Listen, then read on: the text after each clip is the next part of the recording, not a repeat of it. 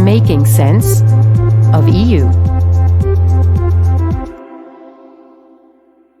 Welcome to Making Sense of EU, a podcast where scientific research sheds light on the pressing issues of EU affairs. Making Sense of EU is brought to you by the Institut d'études européennes of the Université Libre de Bruxelles. This series on inequality and the European Union is a product of the Jean Monnet Centre of Excellence EU Qualis and is co-funded by the European Union.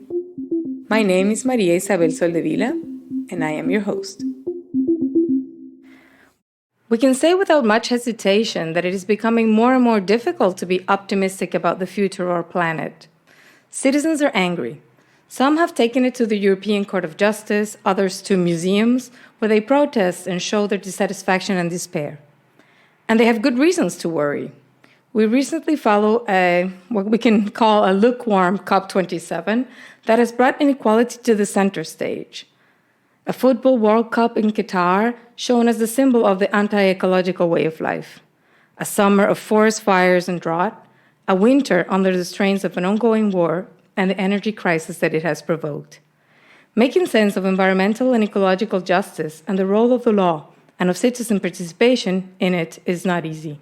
That's why I'm really happy to welcome today Maria Lee, Professor of Law at the University College London and co-director of the UCL Centre for Law and the Environment, and our very own Chiara Armeni, Professor of Environmental Law and member of the Centre for European Law at the ULB. Welcome to Making Sense of EU to both of you. Thank you.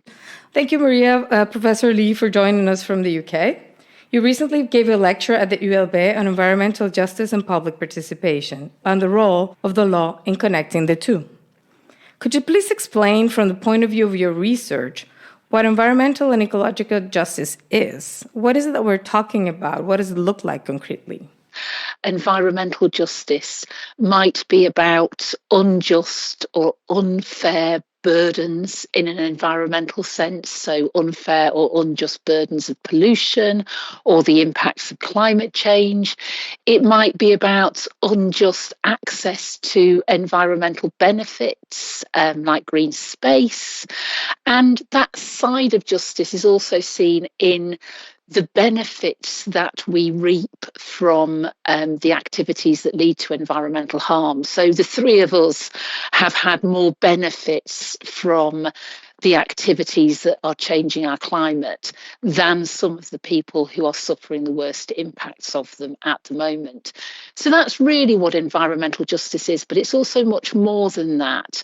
And the issues that Chiara and I have been working on in particular are more about procedural justice, so about whether we have an equal say in the shaping of our world.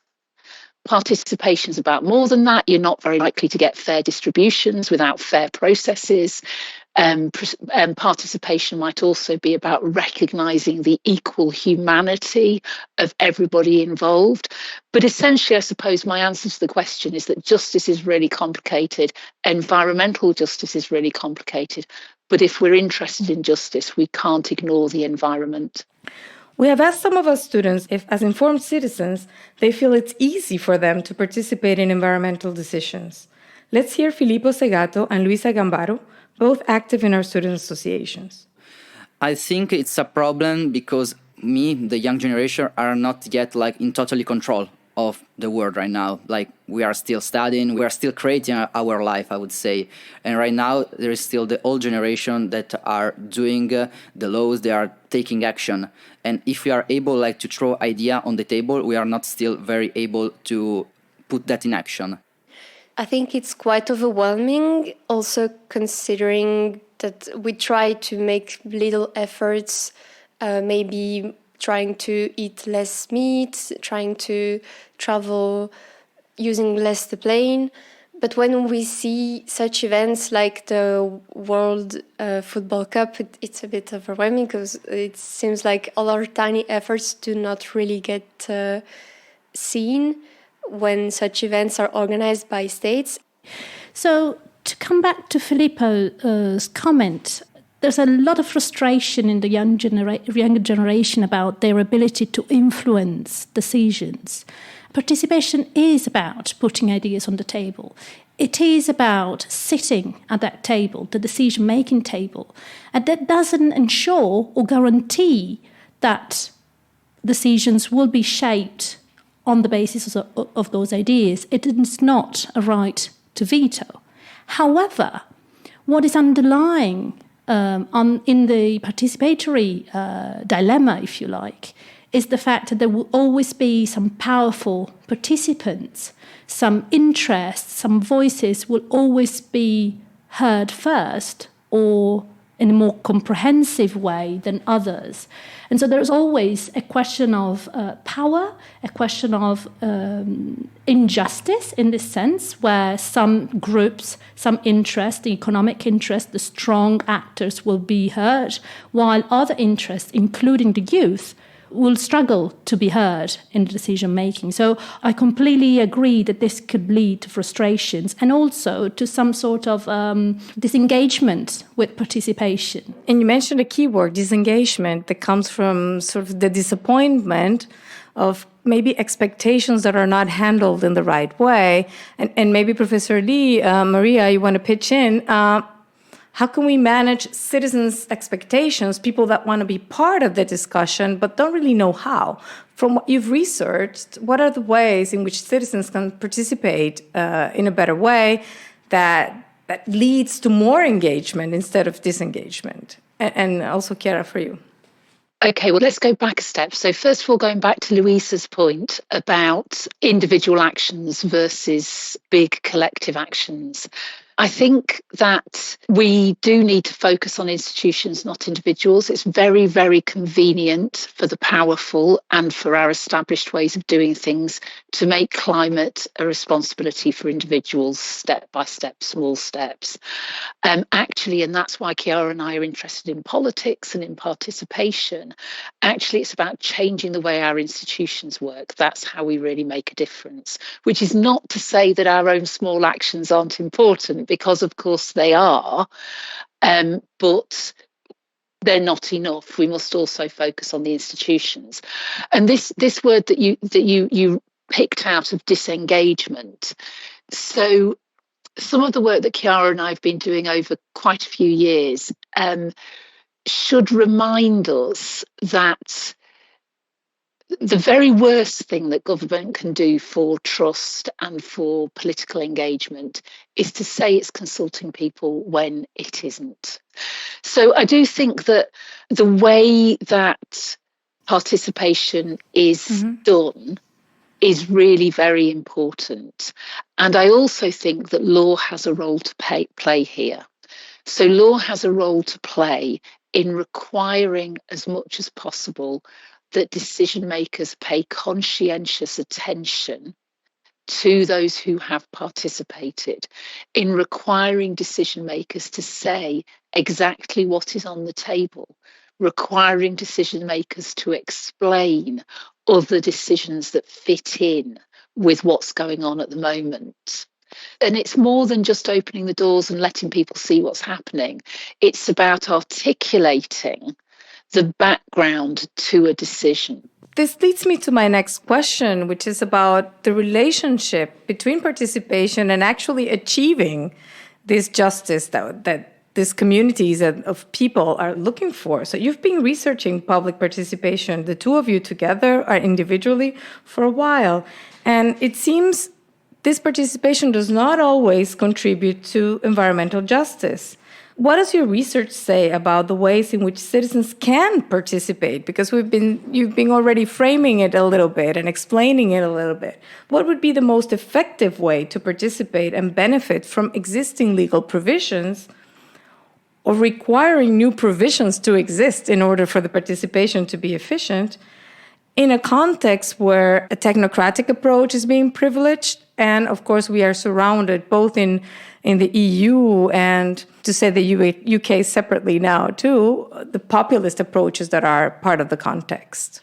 From the perspective of the participants, one of the things that a whole load of research over many, many years has demonstrated is that decision makers prefer to reason on the basis of technical expert information. In practice, what we see is that groups and communities who are able to draw on expertise in decision making as well as expertise on the science and whatever, those communities are more effectively able to participate. So it's kind of a translation exercise, translating the citizens' worries and arguments into technical arguments. It partly a translation exercise, but it also transforms them. So if, for example, you're a legal expert and you're dealing with, people who are worried about the view, well, you can engage with this question of view, but you might also be interested to know whether this project is going to interfere with legally protected rights. So you might want to think about what it does to birds because birds are well protected. You might think about air quality because air quality is well protected. So you do also transform those concerns. Yeah, you instrumentalize the things that are protected in law as a lawyer. So maybe it's not an approach of choosing between technical arguments and the citizens' worries. Maybe, Chiara, if you can jump in, maybe it's the two together. Absolutely. We do not claim for moving away from expertise. We do need expertise, especially in complex matters such as climate change, planning, environmental protection in a wider sense. What we claim is that the contribution that is outside expertise, technical expertise, in the way in the way decision makers understand it, is an essential contribution to the reasoning and to the decision-making process. So the values, the references that communities have, their sense of place, the way they attach to a particular place that can come from a family attachment, historical attachment, cultural attachment, and that brings, the global north and the global south together. We attach to spaces in different ways, but we do have the strong connection with places that are changed through decisions that affect our environment. Those are values that contribute to decision making. And you were making a good point about translation. We also need the other direction in translation. We need to translate the decision-making process towards the communities for them to understand where their concerns fit, how their values, their expertise. They do have their expertise and experience that is valuable for this sort of decision. So we definitely need to combine both, and the combination and the contribution of people's rationality and communities to expertise is vital. What is the impact of populism in government in this context? Because this is also something that you two have been studying. Well, if we go back, you raised technocratic and populist governments together, and I think that is appropriate because I think from our perspective, they have a lot of things in common. So a technocratic approach to decision making assumes that everything is reducible to a technical solution. Okay. And a populist approach assumes that the people in government already know what the people want. Both of those approaches, and obviously there's a lot more we could say about them, but both of those approaches would tend to resist the sorts of processes that Chiara and I are talking about, the sorts of protections of public participation and public consultation. And essentially, they both seek to take the politics out of these decisions. Okay, you either take the politics out and the people. Well, exactly. The politics and the people. Exactly, which is sort of ironic when you're thinking about a populist approach. But if they're taking the people and the politics out, there's no space for participation. And what Chiara and I have said in some of our work is that the politics will happen. You can't avoid politics. The politics is there. These decisions are political. And so what we're asking is, well, who do we think should do the politics? And we would suggest that a democratic answer to that question is the better one. this tension between outcome and process is something that really we can see really in this tension between technocracy and populism and participation. So the idea that for technocrats and populists, what is important is delivering on the outcome, while democratic participation takes time, effort, and the constant conversation and questioning of multiple options, where the process really becomes the key forum for it. This podcast, this first series of podcasts, is focusing on inequality and the European Union. So I would like to ask you, how does inequality in the EU manifest in your field? Inequality, we can say that it rhymes with injustice. How about in the ecological and environmental area? One area that is really important at the moment in thinking about inequalities is climate change. And Maria and I have been focusing on this for many years in different ways. But more and more, and especially at a European level, inequalities are also the result of climate mitigation and adaptation measures in themselves. So, for example, decarbonization will lead to sacrifices in the fossil fuel industry and in the workforce. Carbon taxes can have a regressive effect. Energy efficiency standards in buildings and construction will affect the affordability of housing and will benefit the owners more than the tenants. Subsidies for renewable energy have an impact on energy prices and consumers, which is really at the center of the policy debate at the moment. And incentives to support solar panels or electric vehicles could also benefit the rich more than the poor. So it's not just about big measures on climate change, it's also about the single impact on any particular climate change-related decisions. If you put this in the context of the EU just transition, it becomes a bigger stake. Absolutely. The EU is aware and it's trying to tackle those issues with this mantra, with this new buzzword of the just transition. The EU is using a lot of its political and policy strength to construct a framework for justice within this net zero carbon target and the idea of becoming climate neutral by 2050. And it is all framed around the idea that we will redistribute resources and financially support those areas and those regions who are most vulnerable in the case of climate measures. But let us go back to participation, because the question of using distributive framework to correct inequalities, to correct injustices, is problematic. For example, in the EU Just Transition mechanism, we have opportunities to participate. So participation exists in principle, but the way it is constructed is around the usual suspects, the powerful participants, without giving enough time or enough resources for a wider set of participants to have their voice heard. But at the same time, citizens find a way of expressing their worries, their anger, their preoccupation. And I'd like to give the floor again to one of our students, Filippo Segato, who is worried about what we're seeing and the ways in which people and citizens are manifesting their anger towards climate inaction. I would like to ask to our expert your opinion about what is happening like right now, because I'm Italian, so I care about art a lot, and we see that like a lot of environmental, I would say warrior, they say, but I would not call like them. They go to museum and they just show. They do protests like throwing painting like to some famous art pieces. So I'm like, which is your opinion about that? I think that the scope of legal rights should be broader. Okay, so I think the scope of legally permitted activism should be broader.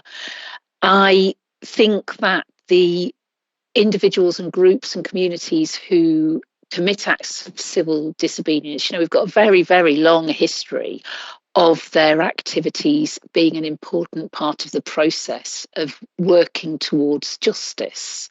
I started the session today on a very grim, pessimistic note, but I hopefully will not leave the podcast on that same note. I'm wondering, if we want to be optimistic, how do you see things evolving in this field? Do we have reasons to, besides being worried, also being hopeful? So the grounds for hope are in the activities of people like your students and the people in the museums, and the fact that we have a really active civil society that wants to be involved in decision making. It's very hard to ignore these people.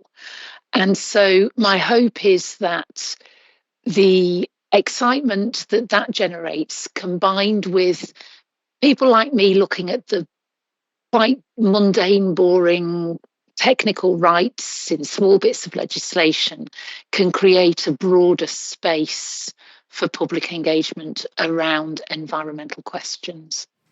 A final word, Chiara? Yeah, sure. And in our work, Maria and I have been focusing on the idea that we don't necessarily need more participation. It's not a question of quantity, it's a question of quality. It's a question of how we can make sure that those rights are taken seriously and the law matters in these areas, both for substantive reasons, in order to make sure that environmental outcomes are delivered through a wider set of contributions, but also for justice purposes, to make sure that the vulnerable, the voiceless, those who feel that they're frustrated, that they cannot be reflected in the institution, through the institution's work, are properly engaged and properly listened to. Thank you so much, Professor Maria Lee, Professor Chiara Armeni. I've learned a lot, and I hope our audiences also improve their sense of what it means. We're trying here to make sense of environmental justice, a very, very complex topic, as we have seen during the conversation. But I think we leave this conversation with a lot more clarity. And thank you to both of you for being part of the podcast today. Thank you for having me. Thank you.